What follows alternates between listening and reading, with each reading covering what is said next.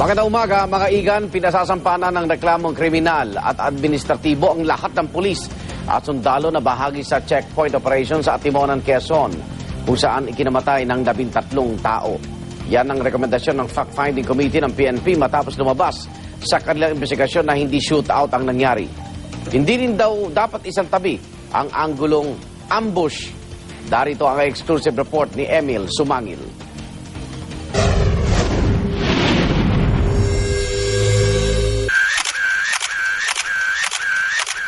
Hindi shootout.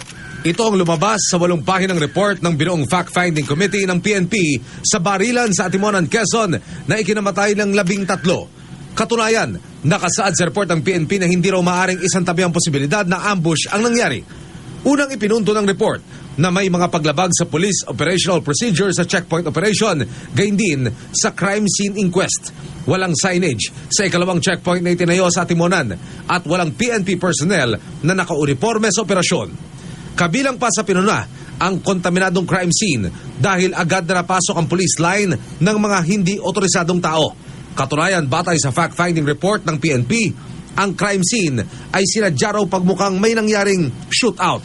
Kaduda-duda raw ang lokasyon ng ilang ebidensya tulad ng pagkakaroon ng mga armas sa paligid ng napatay na si Leonardo Marasigan na noong unay wala raw doon. Ang baril naman na nakasukbit sa may kanang baywang ni Staff Sergeant Armando Lescano napunta raw sa kanyang kamay, habang ang M16 na nakasabit sa headrest ng upuan sa SUV sa may harapan ni SPO1 Gruet Mantuano kinalaunay napunta sa bagitan ng kanyang mga hita. Ayon pa sa report, kaduda-duda raw ang lokasyon ng mga bangkay ni Tirso Lontoc Jr.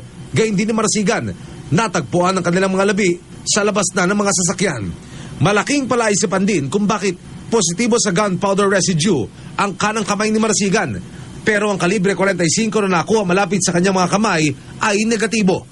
Questionable rin daw kung talagang nakapagpaputok ba ang mga nasawi kung pagbabatayan ang lokasyon ng mga baril sa crime scene.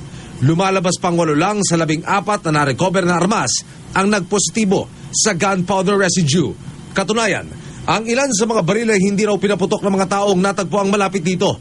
Halimbawa na lang ang na-recover na kalibre 45 Norinco pistol na natagpuan sa pagitan ng pangalawang SUV at ng open drainage. Walang katawan na natagpuan malapit dito. May kalibre 45 Armscor pistol ding natagpuan sa loob ng isa sa mga SUV, pero si Jerry Siman na nakaupo malapit dito, nagnegatibo sa gunpowder residue. Ganito rin daw nangyari kay Maximo Pelayo. May M14 rifle na natagpuan sa loob ng unang SUV malapit sa kanyang katawan, pero si Pelayo mismo ay negatibo sa gunpowder burns. Batay sa report ng PNP, 7 lang sa 13 nasawi ang nagpositibo sa gunpowder residue. Lumalabas pa sa ulat ng PNP na labis na pwersa ang ginamit ng mga operatiba. Extensive at fatal nga raw ang mga tinamong pinsala ng mga sakay ng convoy. Sa kanilang grupo, pinakamaraming tinamong tama si Victorino Atienza na umaabot sa 16. 15 naman ang tama ni Armando Lescano, 4 dito sa harapang bahagi ng kanyang katawan. 14 naman ang tinamong tama ni Tirso Lontoc Jr., karamihan sa kanyang extremities. 13 kay Maximo Pelayo, kapwa naman nagtamo ng 8 tama sina SPO1 Gruet Mantuano at si First Lieutenant Jim Beam Justiniano. Tig-6 na tama sina Police Superintendent Alfredo Consimino at Jerry Siman. 7 tama ang tinamo ni Paul Kyo Hilag at Leonardo Marasigan, habang ang umunay leader ng grupo at siyang target daw ng mga operatiba na si Vic Siman, 5 tama ng bala ang tinamo, 4 dito nasa likod. Ganito rin ang dami ng tama ni PO1 Jeffrey Tarinay Valdez. Ang pinakakonting tinamong tama ng bala si Condrado Desilio na may 4 na gunshot wounds. Sa re-autopsy, alam ko 11 nga yung na re-autopsy. So, as to the result, hindi ko pa alam.